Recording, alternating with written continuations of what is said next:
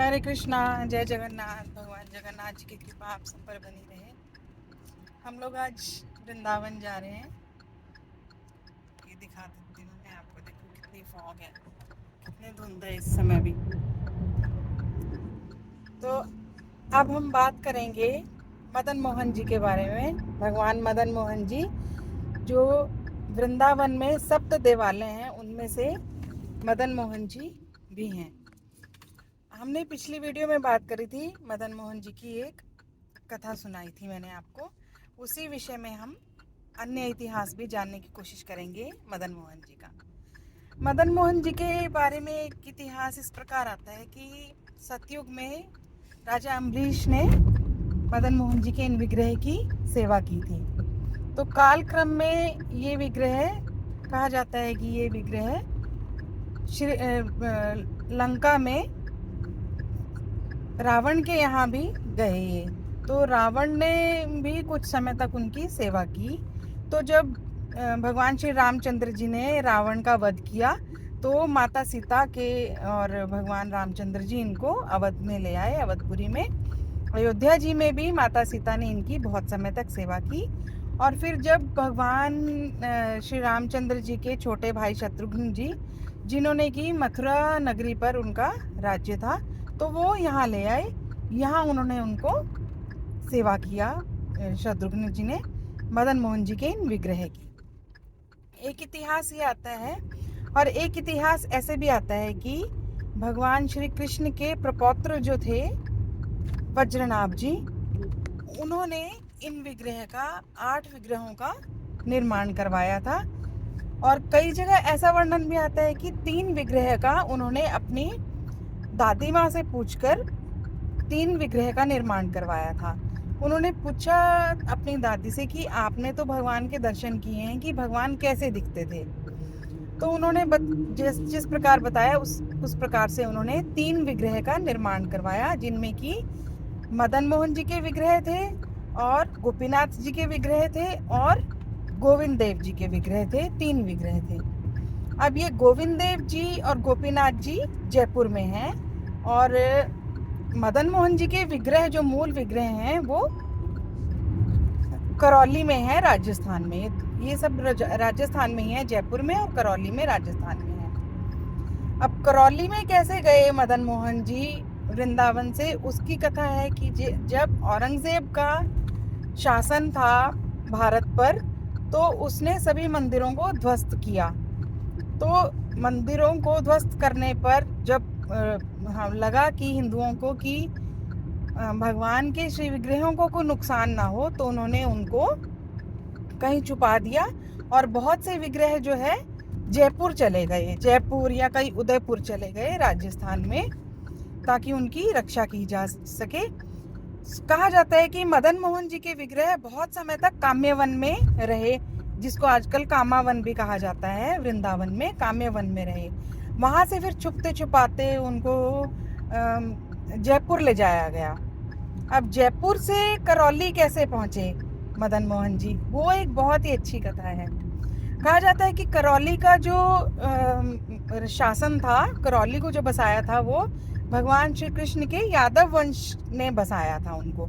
तो जो वहाँ के शासक थे करौली के, वो अपने आप को भगवान श्री कृष्ण के वंशज मानते हैं। तो वहीं पर जो है एक समय में राजा गोपाल सिंह जी का राज्य था। गोपाल सिंह जी यादव बहुत बड़े भक्त थे भगवान के। तो वो इतना भगवान के ऊपर इतनी भक्ति थी उनकी, तो वो हनुमान जी के भी बहुत बड़े भक्त थे। वो भगवान हनुमान जी की पूजा भगवान के इस रूप में करते थे कि वो भगवान के, हनुमान जी जो हैं वो भगवान के मुख्य सेवक हैं, इस रूप में सेवा करते थे भगवान की वो। तो गोपाल सिंह जी जो थे, छोटी उम्र में ही उनके पिताजी का देहांत हो गया। तो वो जब गद्दी पर बैठे, बहुत ही छोटी आयु थी उनकी, तो उनको उनका जो उनके जो मंत्री थे वो शासन संभालते थे। तो उनका उस समय भी उनका ध्यान प्रभु भक्ति में रहता था। तो एक समय राजा गोपाल सिंह जी के स्वप्न में मदन मोहन जी उनके स्वप्न में आए, और उन्होंने उनको बोला कि आप मुझे जयपुर से करौली ले आइए। मुझे आपकी सेवा लेनी है, यहाँ पर आपसे मुझे सेवा करानी है। तो अब गोपाल सिंह जी जो थे वो चिंता में पड़ गए। जो जयपुर के राजा थे, राजा जय सिंह जी, वो और गोपाल सिंह जी करौली के जो राजा थे वो बहुत अच्छे मित्र थे आपस में। तो ये जो है, इन्होंने राजा गोपाल सिंह जी अपने मित्र राजा जय सिंह जी के पास गए और उन्होंने उनको बोला कि ऐसे ऐसे भगवान मेरे स्वप्न में आए हैं कि उनको करौली जाना है जयपुर से, तो आप वो विग्रह मुझे दे दीजिए, भगवान मदन मोहन जी के। अब राजा जय सिंह भी बहुत अच्छे भक्त थे भगवान के, परंतु उनके मन में एक संशय था कि अगर मदन मोहन जी की इच्छा है करौली जाने की, तो उन्होंने मुझे क्यों नहीं, मेरे स्वप्न में क्यों नहीं आए, वो उन्होंने मुझे क्यों नहीं बोला कि मुझे करौली जाना है। तो उनको ये एक संशय था। हालांकि वो बहुत ही अच्छे भक्त थे भगवान के और राजा गोपाल सिंह जी के भी बहुत अच्छे मित्र थे, परंतु उनके मन में ये संशय था। पर अब भगवान की इच्छा है, तो उन्होंने गोपाल सिंह जी से बोला, ठीक है ऐसा हो सकता है, लेकिन मैं आपको ये विग्रह तभी ले जाने दूंगा अगर एक आपको परीक्षा देनी पड़ेगी। हम 3 विग्रह मंदिर में एक साथ रखेंगे साथ साथ, और आपकी आंखों पे बहुत ही मोटी कपड़े की पट्टी बांध देंगे और आपको दूर थोड़ा बैठाएंगे, बिल्कुल पास नहीं बैठाएंगे, और आपको जो है जाकर, अगर आपको मदन मोहन जी के चरण को अगर आप छू देंगे और किसी अंग को नहीं हाथ लगाएंगे और मदन मोहन जी के चरण को ही छू देंगे, तो आप, ठीक है मैं मान लूंगा कि आप, ऐसा भगवान ने बोला है, तो आप उनको ले जा सकते हैं करौली में। अब राजा गोपाल सिंह जी को भी भगवान पर पूर्ण विश्वास था कि अगर भगवान की ऐसी इच्छा है करौली जाने की और उन्होंने आकर मुझे खुद आदेश दिया है, तो वो ही अपने आप कोई ना कोई ऐसा प्रबंध करेंगे कि वो जाना चाहते हैं तो वो जाने का कोई ना कोई प्रबंध अवश्य करेंगे। तो अब ऐसा हुआ, ये जो घटना है ये 1700 के आखिर की घटना है, 1778 के बाद की ही घटना है ये। तो उस समय में ये बात जो है बहुत ही आसपास फैल गई और बहुत लोग जो है वहाँ पर एकत्र हुए जिस दिन ये होनी थी देखने के लिए। तो ऐसा ही किया, राजा जयसिंह ने कुछ दूरी पर, काफी अच्छी दूरी पर 3 विग्रह भगवान के स्थापित किए और राजा गोपाल सिंह जी के आंखों पर अब उन्होंने खुद अपने हाथों से मोटी जो है कपड़े की पट्टी बांध दी ताकि उसमें से कुछ भी दिखाई नहीं दे रहा था। तो अब उनको वहां दूर खड़ा करके छोड़ दिया कि आप जाइए। अब राजा जयसिंह बोले, ने मन में विचार किया कि चलिए चले भी जाएंगे राजा गोपाल सिंह जी, लेकिन पता नहीं भगवान के किस अंग को स्पर्श करेंगे, चरणों को ही करेंगे कि नहीं करेंगे, या 3 विग्रह में से मदन मोहन जी के विग्रह को ही स्पर्श करेंगे कि नहीं करेंगे, देखते हैं क्या कैसे रहेगा। तो जब राजा गोपाल सिंह जी को पट्टी बांधकर छोड़ा जाने के लिए भगवान के विग्रह के पास, तो कहते हैं गोपाल सिंह जी ऐसे चलकर गए जैसे उनको स्पष्ट दिखाई दे रहा था। उन्होंने जाकर भगवान के, मदन मोहन जी के चरणों को ही स्पर्श किया।